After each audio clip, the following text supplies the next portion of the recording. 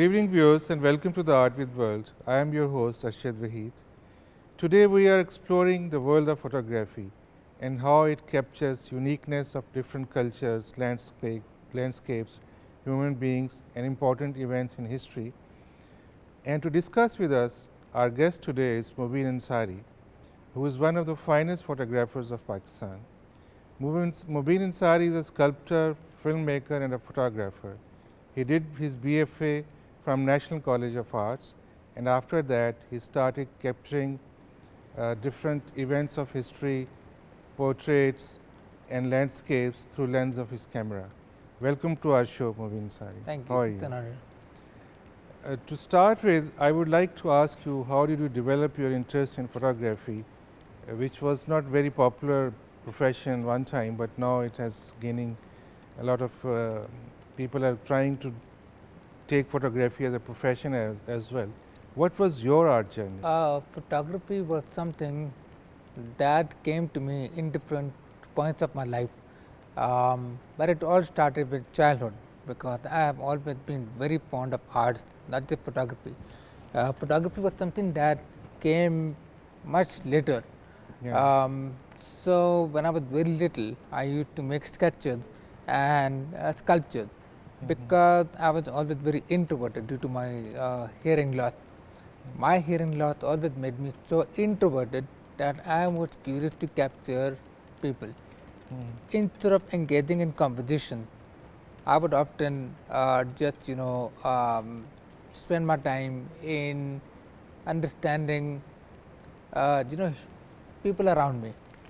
If I'm talking to you, I would understand you more by reading your body language, your lips and your energy even.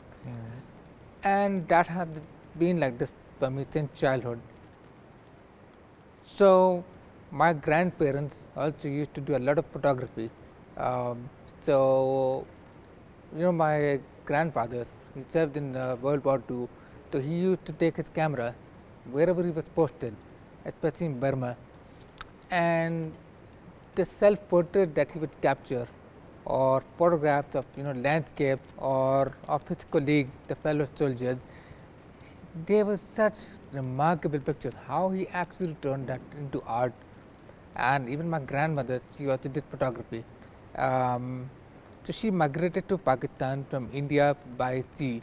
So she actually captured the whole journey. And looking at those photographs, I always wondered what life was. And those photographs told the whole story in a snapshot. My father is a hobbyist photographer, and he taught me everything that you need to know about photography. And then my uncle Tapu Jabari, who is a renowned fashion photographer, is also like my mentor, and he has also been a sort of inspiration for me. Every time I saw him at work and create magic, portrait, landscapes, and everything that he does also was sort of a very defining point for me. And digital cameras had just started coming. So my father had just bought a digital camera. Today everybody has a mobile phone, it's no big deal. But at that time it was a big deal. So because of that camera, I was able to talk to everybody around me. I was able to become the golden boy of school, take pictures of my principal, my teachers, my schoolmates, everybody. So from there on, there was no looking back.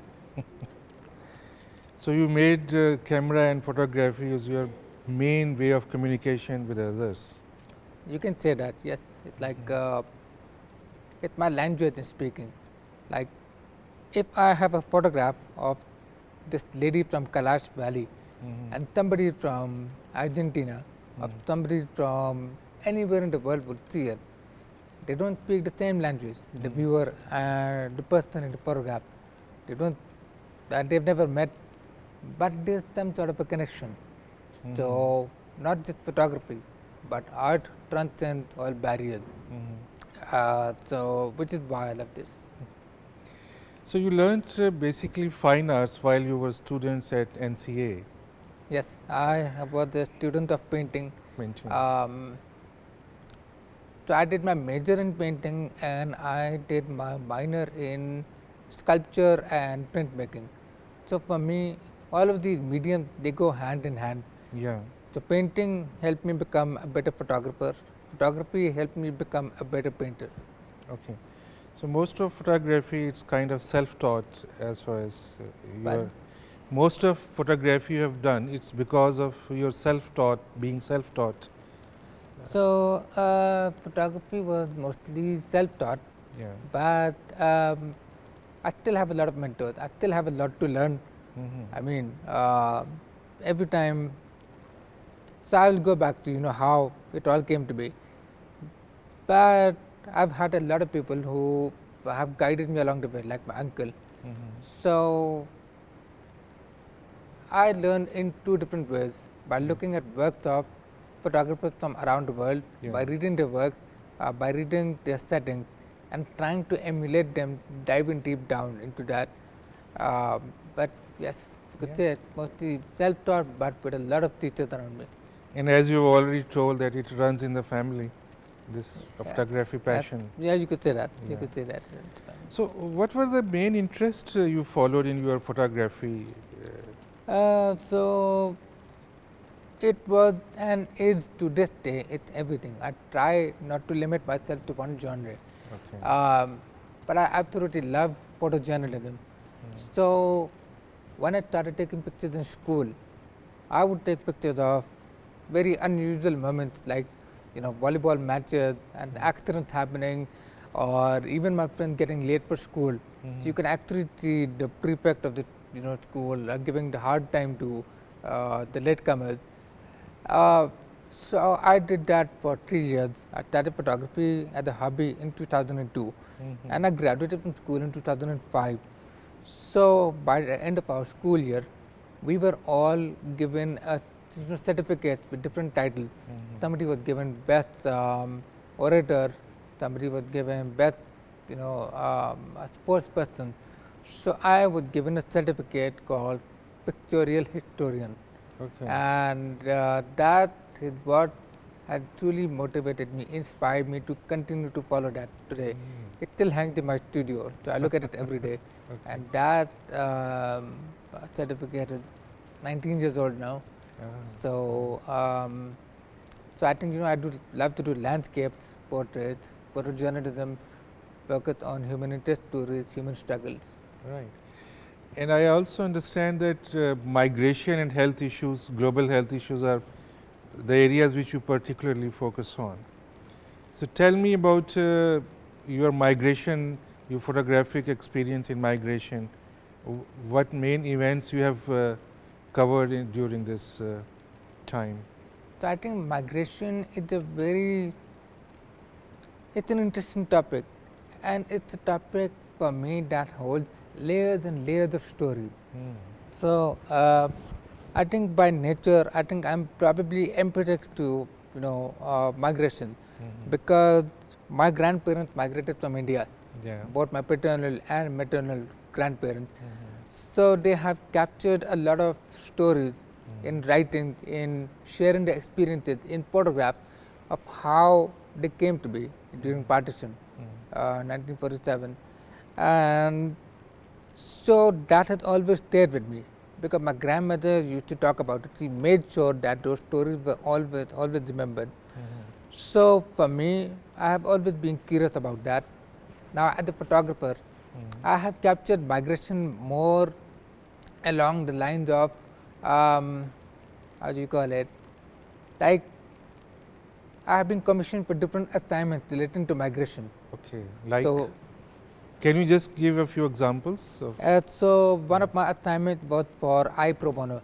I Pro Bono is a collective of lawyers from across Asia, and it has people from India, Pakistan, Afghanistan, Sri Lanka, Nepal, and they try to represent or they actually represent the most vulnerable communities.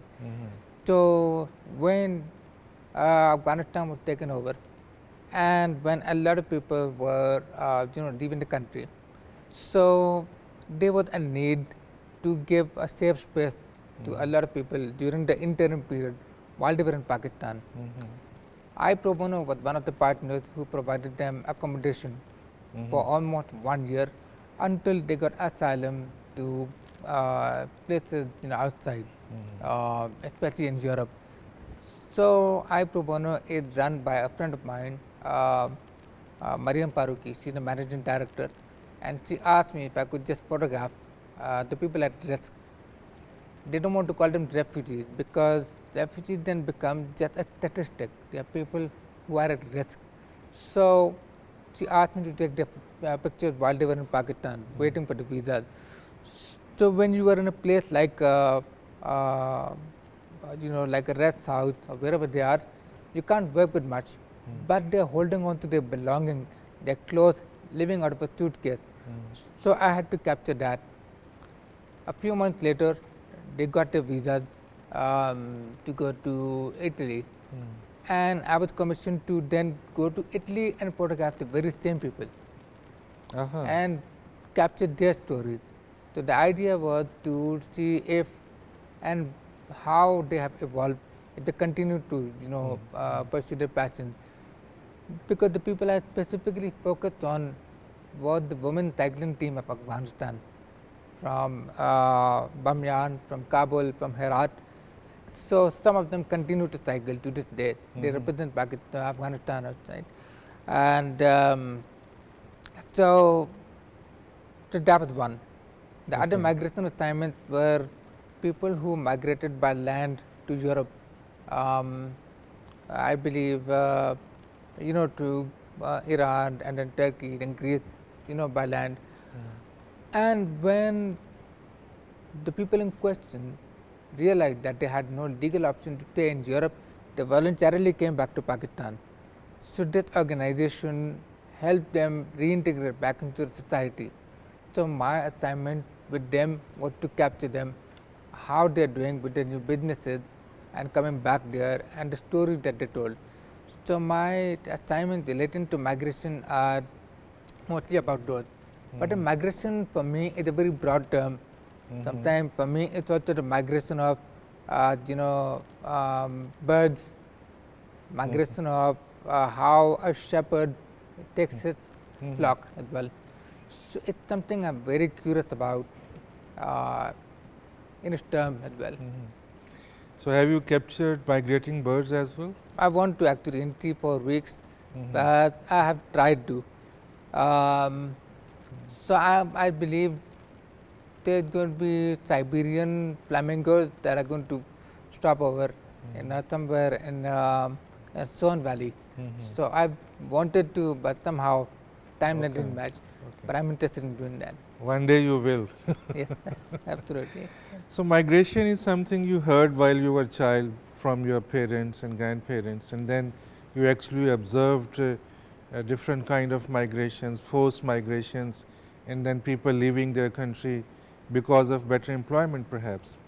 Yes. So it must have been a very enriching experience in many ways, how people feel while they are in exile or they are deported from one place to other. They have to leave their abode forever or for some time at least. Yeah. So it must have been a very emotional experience for you as well. It is, because I do know what it was like for my grandparents to have to leave their homes in India. I still have cousins, I still have uncles there in Bhopal. So, when you drop from that experience, then you have more, relatability or the sympathy for people who actually go to migration today, however it is, right? So when I captured the migrants from Afghanistan, I could actually see that even in a place like Rome, they were struggling because it was not home. They would still wear the clothes, they would still look at the pictures from home. So, when they say home is where the heart is, that is just partially true, I guess. Yes, that's true. That's so, true. That's true. and I think because both my brothers, they live abroad, which they are settled, very successful in their life. But in doing that, I have come to know a lot of expats and that's how you just find more stories. Okay. And your other area of interest is global health. Global health photography is something that I have taken part in. Global health means how you capture health uplift programs or raising awareness about it. My experience with global health was more to do with polio, to photograph the polio vaccination program that happened. I did that assignment for Bill and Melinda Gates Foundation in 2016 and in 2018. So the idea was to capture the whole process of vaccination. It was about how vaccines are developed, how they are transported to different areas across Pakistan, the security that is provided, to the lady health workers, and how everybody's health is safeguarded. So in terms of that, in terms of let's say HIV, in terms of other health crises that go on, my work, my assignment with global health photography was mostly related to what the preventive measures were, what the humanitarian stories and struggles were. So then you find out like which diseases are prevalent where, and what can be done to prevent those. Okay, and I was just going through your work.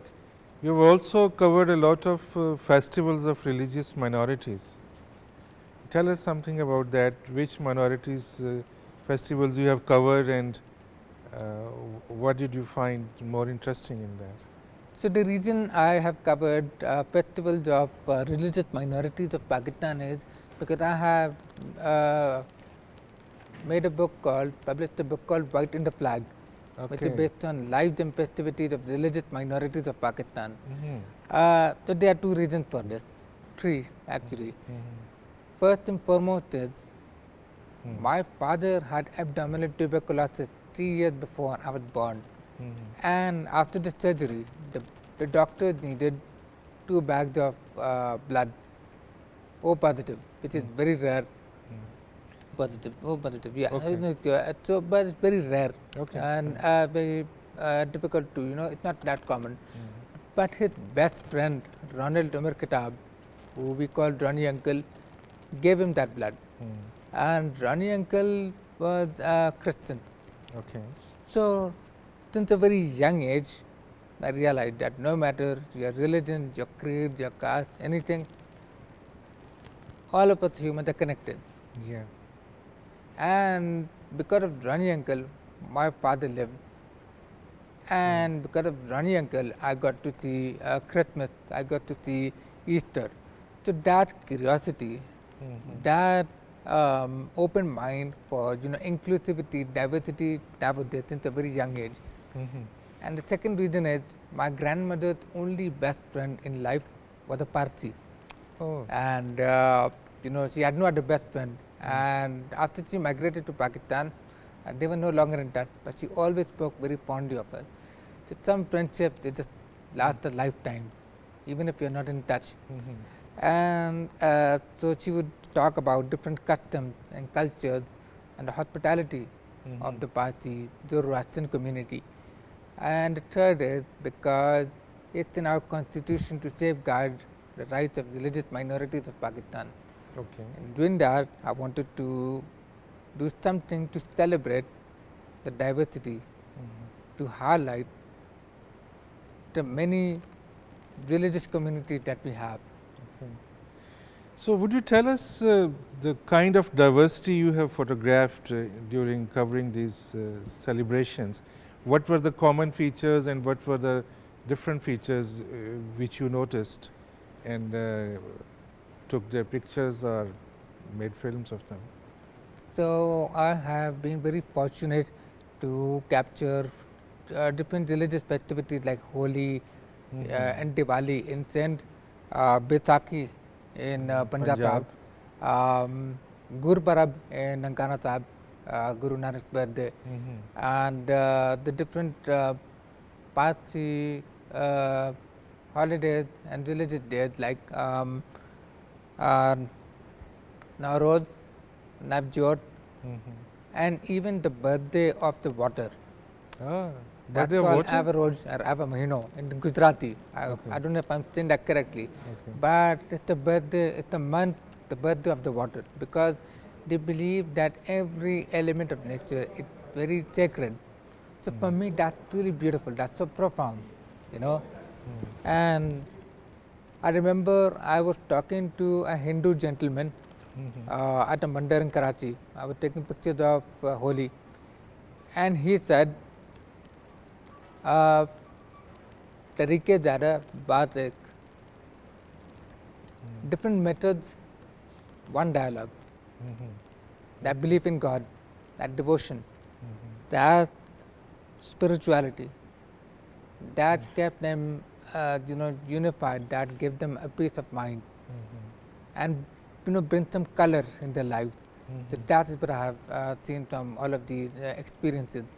It was also like Christmas or Easter Mass, and I absolutely loved capturing the Easter midnight candlelight vigil that happens in Lahore, Church of the Resurrection.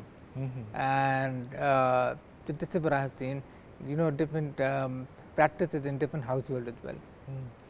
So did you capture the celebrations of minorities in up north, like in Kailash or other areas? Yes, definitely. As you know, in about 7 days, the winter festival of Kailash is going to begin.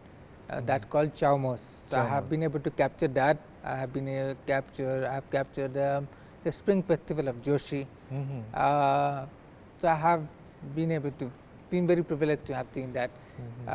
The winter festival is just amazing. It lasts for over 20 days. Really? Just like for Muslims, it's Ramzan.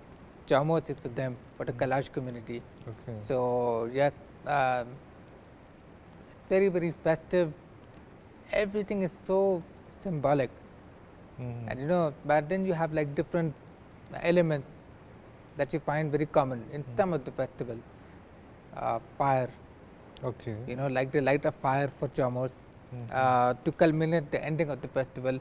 Then you have fire that they light on the eve of Holi. Okay. But I'm forgetting some terms. Yeah, I understand.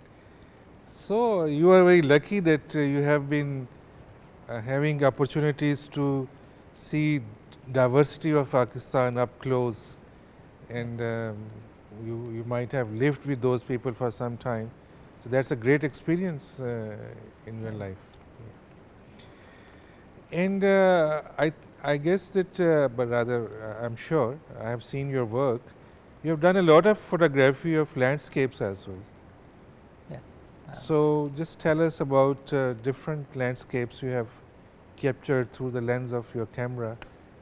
So we live in a beautiful country. We're just surrounded. It's very beautiful country. We're just blessed. We're just surrounded by some of the most incredible landscape. Yeah. I mean, they're so beautiful that if you pick up and read Lord of the Rings, you would think that they copied Pakistan, right? That's how beautiful it is. Landscapes are my first love. So earlier when you asked me about what got me into photography, one of the factors was my trip to Khunjrab Pass in 1998. I was very young. I was 12 years old at that time, and I went with my father. Actually, all of us family friends, we went. But my father and I were the first people to get to Khunjrab Pass. At that time, Khunjrab Pass was very bare, minimum. Today, it's a very happening place. There's a lot more infrastructure now. But at that time, it was not as popular as it is today. So my father and I were the first people to reach there, because oxygen level goes down, so people slow down a bit, they walk a bit slowly to the path. So we get there, and my father took some pictures. He started taking one picture and then rotated around, and I had no idea what he was doing until a week later we came back. He printed those photographs, he flipped them and taped them together to create this 180 degrees panorama. Okay. And I realized that photography is truly a way to tell your story, an incredible way of storytelling. So So that inspired me to really capture landscape, be it in Balochistan. Balochistan has so much diversity. Although I have seen about half the province, it's a huge province. Yeah. 40% size of Pakistan. I didn't know that. Then you have obviously, Gilgit-Baltistan, Hunza, Skardu, Nagar, Chitral, in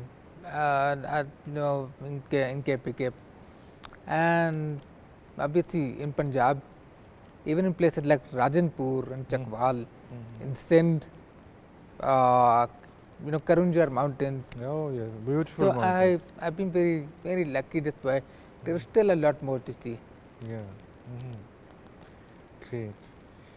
And with the landscape, I also want to talk about your own passion for capturing seasons of some areas you like most, like Skardu.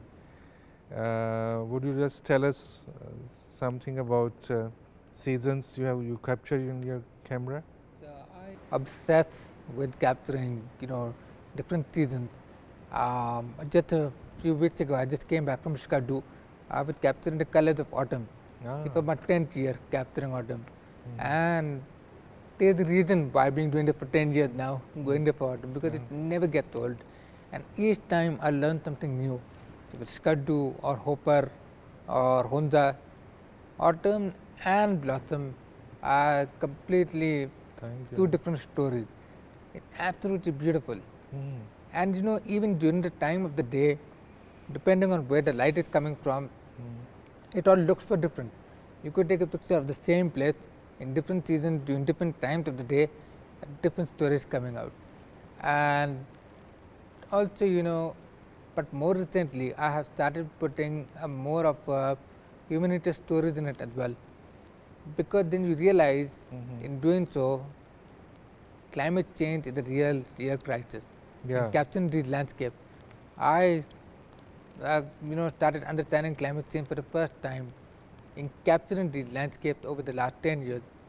That how sometimes the color changes, sometimes there are no bees, and a lot of other factors that were there. I even go into winters, and in the winters it's a completely different story altogether. Climate change actually shows its face in the winters. That is when you can actually see a lot of crisis looming, especially with Khuddabin glacier and Shimshal, which is going to melt soon. So that is why I capture different stories, because it also comes with people who live there. It also it's also good to know where our produce comes from. So now my latest passion is to take pictures of farmers, of shepherds, and that has all come about because I love capturing landscapes. So as far as changes you have observed in these areas, would you just tell us, during these last 10 years you have been going to Skardu, what kind of changes in the climate or the landscape you have observed? So lots of them. It's just very difficult to choose because there's so many stories. Yeah. So in Hopper Valley, Hopper is famous because of Hopper Glacier, Okay. and they actually call that the fastest moving glacier. Like almost, like it's some fascinating thing. But fastest moving is not a good thing. That means the glacier is melting. That glacier used to provide water to the locals of Hopper Valley, and now it doesn't. So what they've done is they actually installed a lot of some pipes. They installed a long pipeline going all the way even further up to Mayar Glacier, Barpu Glacier. The engineer was saying that they told them that this is not possible, it will not happen, but by miracle it did. So they actually get their water from another glacier. But now what happens when that melts? What happens when the glacier beyond that melts? And then in Shimshal, in the winter, the temperature goes down to minus 20 degrees, minus 25 sometimes. You cannot use the bathroom. The way to collect water is you go to the river, you break ice, and you bring that home. Now can you imagine already they faced that during the winter, not just in Chimchal but in Chupos and in lots of other areas.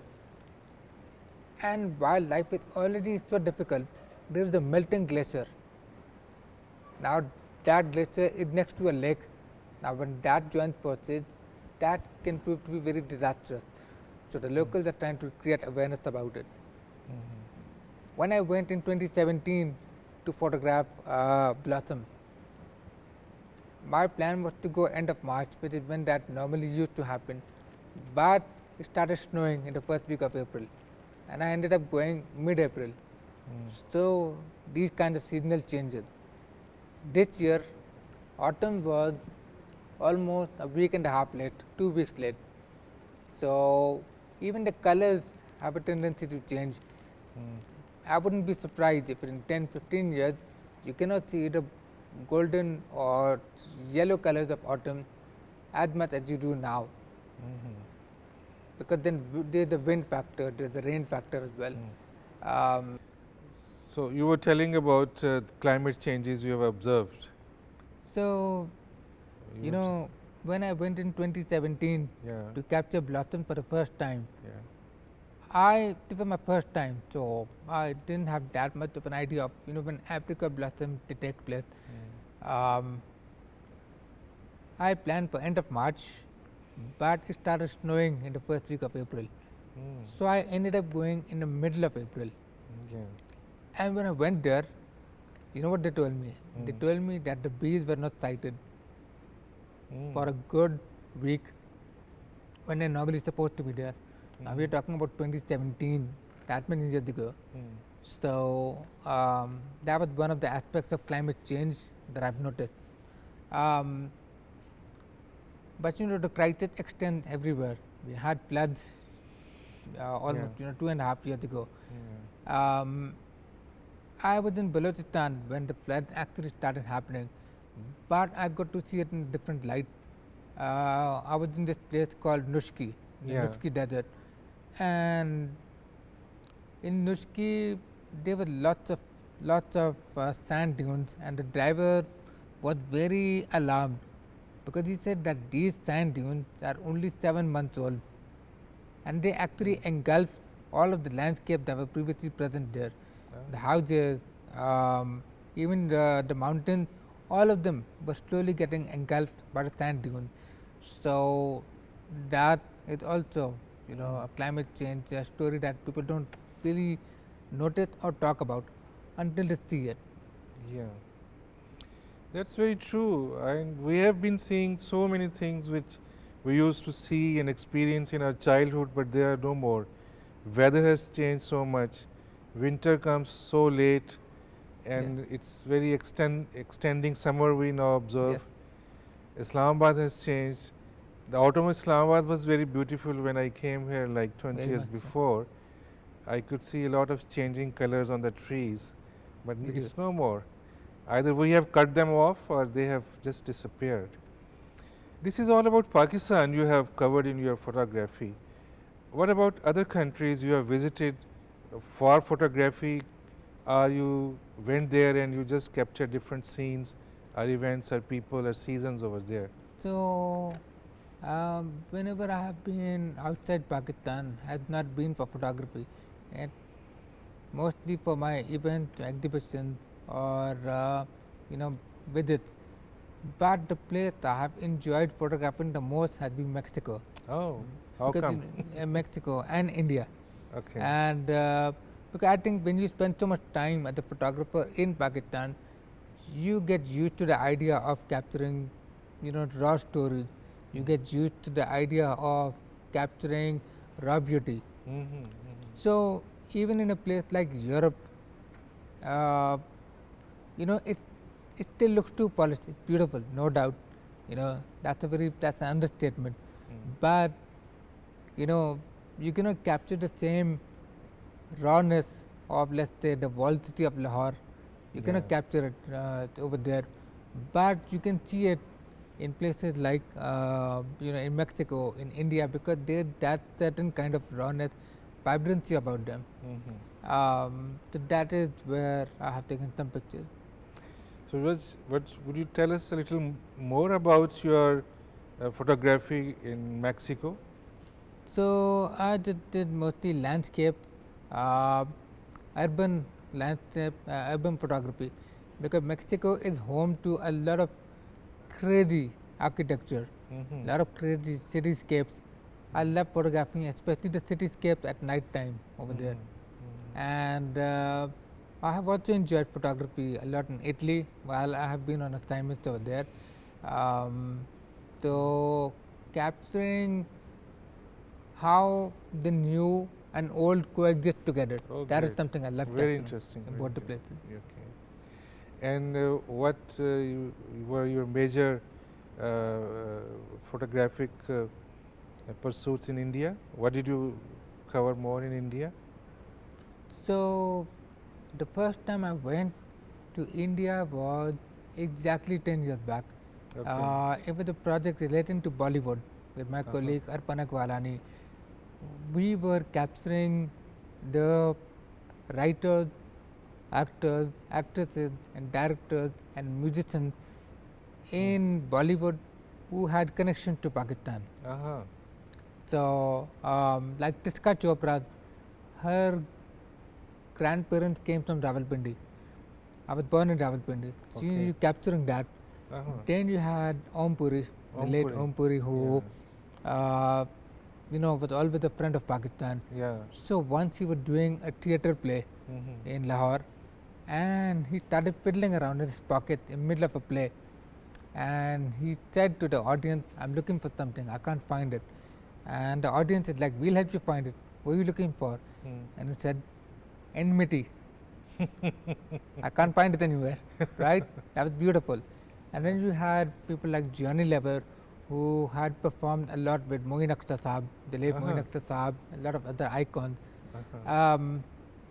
Nasiruddin Shah had performed a lot in Pakistan. Yeah. He started movies here. He's a very distant relative of my grandmother through marriage. Okay. So those kinds of stories of the cross-border connection that you had. So my focus was initially on capturing their portrait. It is still an ongoing project. It will Okay. take time because of the political situation between both countries. So the second time I went was for an exchange program. It was a photography exchange program Okay. between Mumbai and Karachi. So we were 5 Pakistani photographers who spent 10 days in Mumbai capturing whatever they wanted to. Okay. Some people were capturing, one person, Malika Abad, she was taking pictures of the Parsi community. I was taking pictures of seaports and places with a lot of graffiti, especially in old Bandra. I was Okay. capturing Waldi Naka, lives of fishermen, because I found that to be a very interesting parallel to the lives of fishermen in Karachi. So I was capturing that. Some people captured slums. Some people just took pictures of my old streets. So my focus was more on street photography and drawing parallels between India and Pakistan. So that's the kind of photography I did there. Very interesting. Okay, tell us about your exhibitions. You have about exhibitions of your photographies. Yes. Would you tell something about that?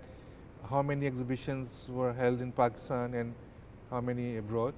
And what was the reception of viewers? So I have just wrapped up an exhibition right now. That is, I think, our mutual friend Ali Bhatti also got it in touch. It was at Alliance Francaise, Yeah. and it happened in Alliance Francaise in Islamabad, and it was on for about 18 days. It was a success. It went very well. It was the retrospect of my work. 22 photographs to celebrate my 22 years in photography. Oh. And Good. before that, I have exhibited in Italy, in China, in the UK. But exhibition is a very broad term. As we speak right now, some of my photographs are on display at Lahore airport. in the domestic and international terminals. So it was a project in collaboration with the Wall City of Lahore Authority and publication company called Destination.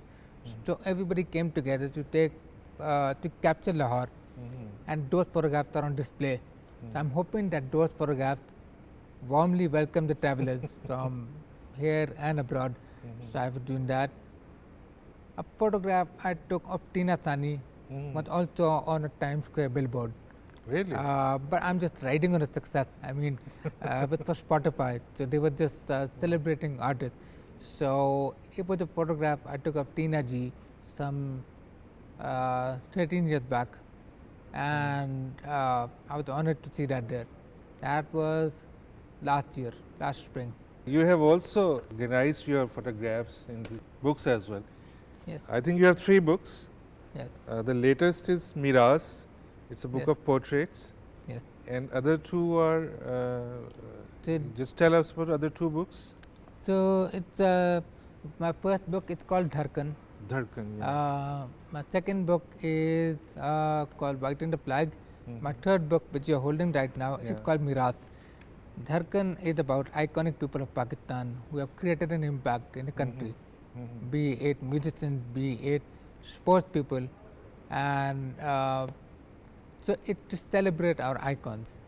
You know, people who have created a lot of impact in the fields, have Okay. created impact on Pakistan history. So my books, Miras and Dharkan, are about those.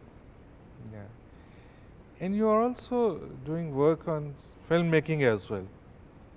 You have made 2 silent movies, Hellhole and Yes, the other is Lady of the Emerald. Lady of Emerald Scarf.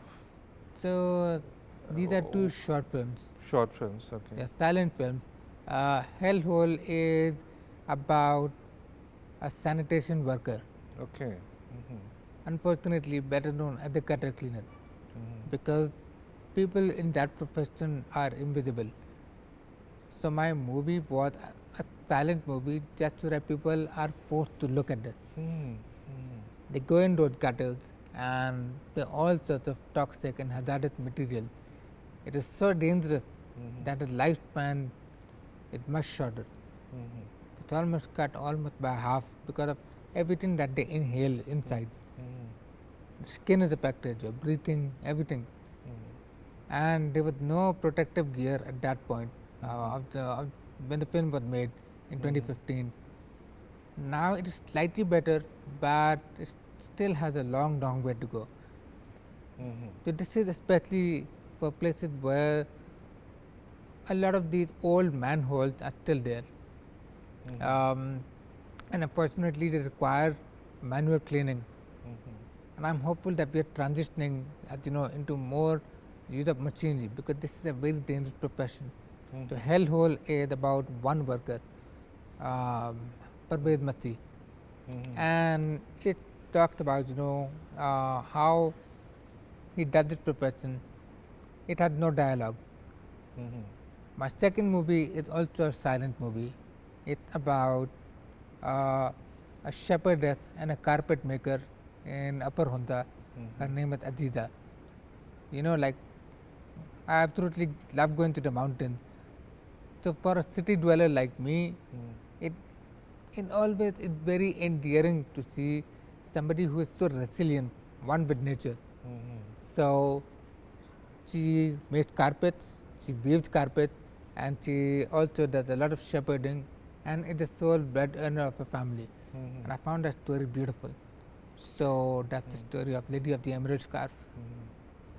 Both these films are very interesting, Thank and I think it must have been very challenging to show their expressions when there's no dialogue, and to show what's going on with them, what's their situation, in what conditions they are living.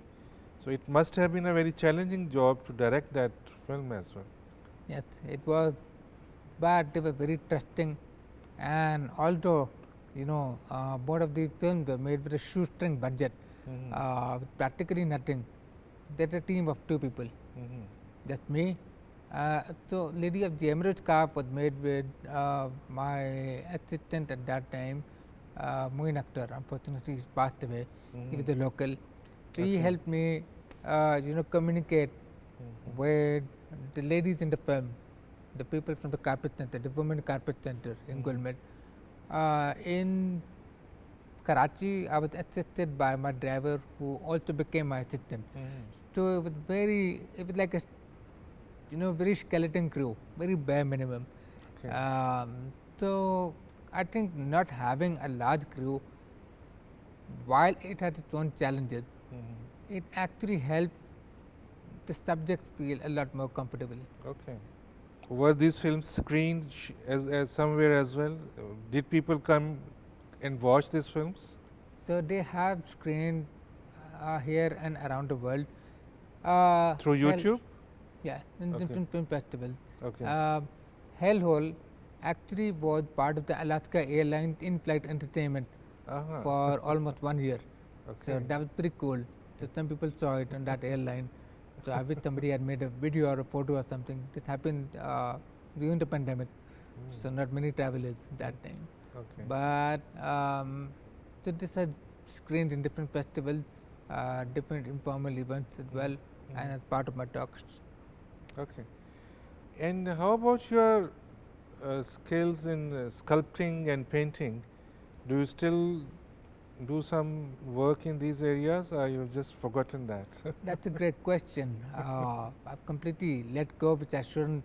I painted for the first time during the pandemic after a gap of almost 11 years. And then after that painting, it took too much out of me because it's very overwhelming coming back to that medium.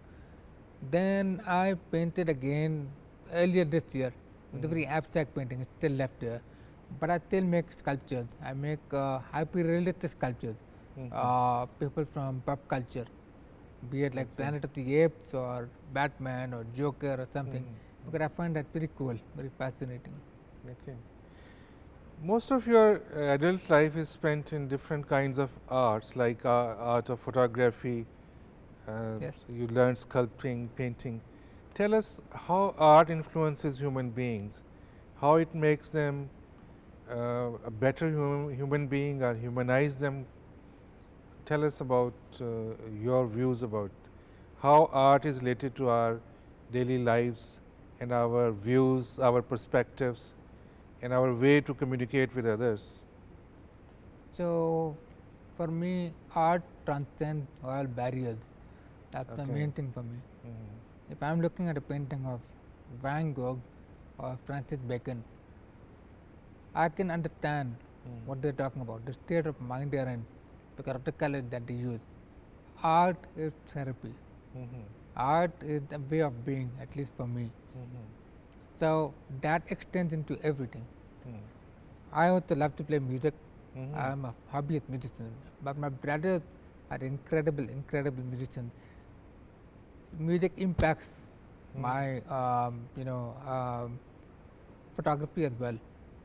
It actually tells me where to look, what pattern to follow. So every art medium is connected.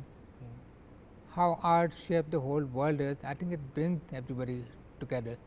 Okay. And it is a universal language. Okay.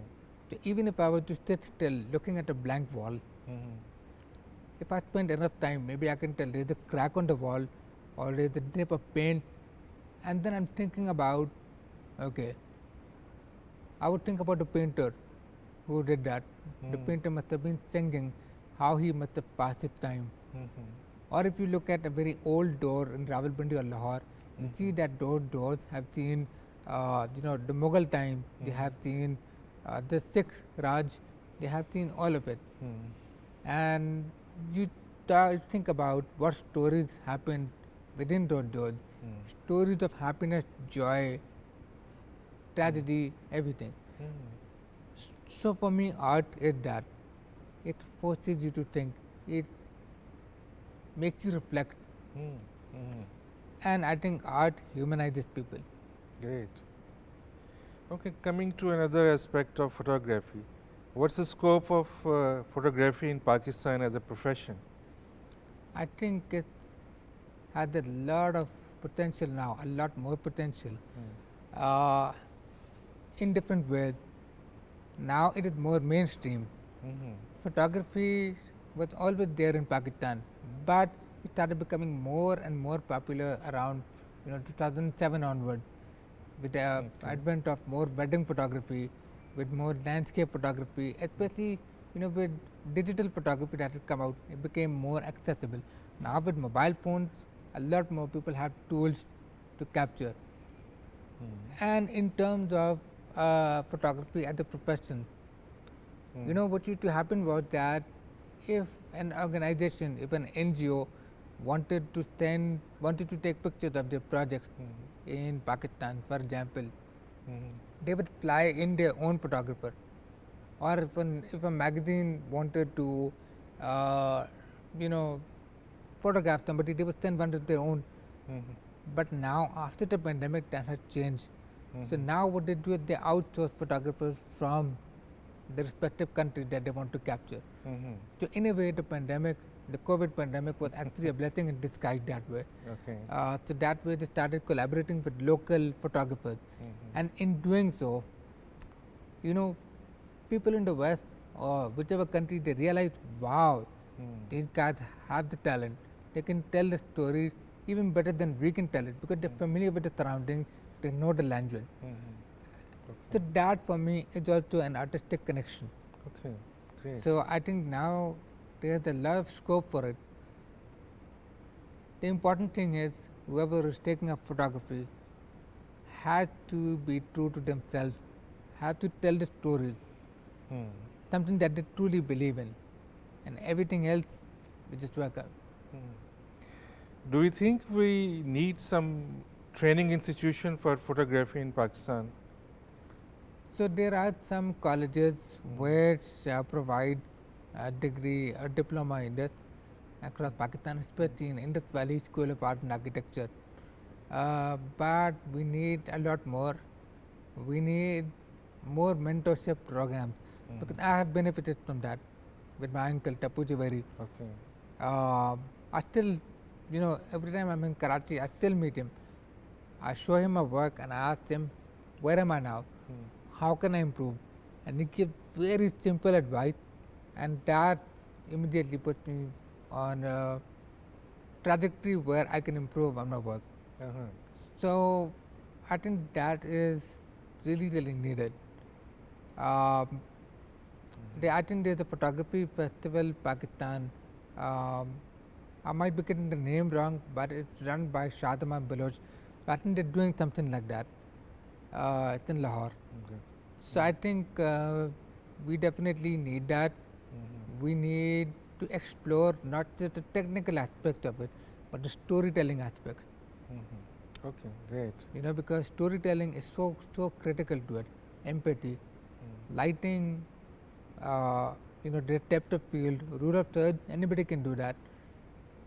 It takes skill to do that, no doubt. But when you have the storytelling, the ability to make the person comfortable, that kind of thing is where we need guidance. And it's a forever learning process. I'm still learning. Great. Thank you, Mobeen, for being with us this evening. Thank you. It was a pleasure talking to you. Amen. Thank you. So viewers, thank you for watching us. See you next Sunday, same time.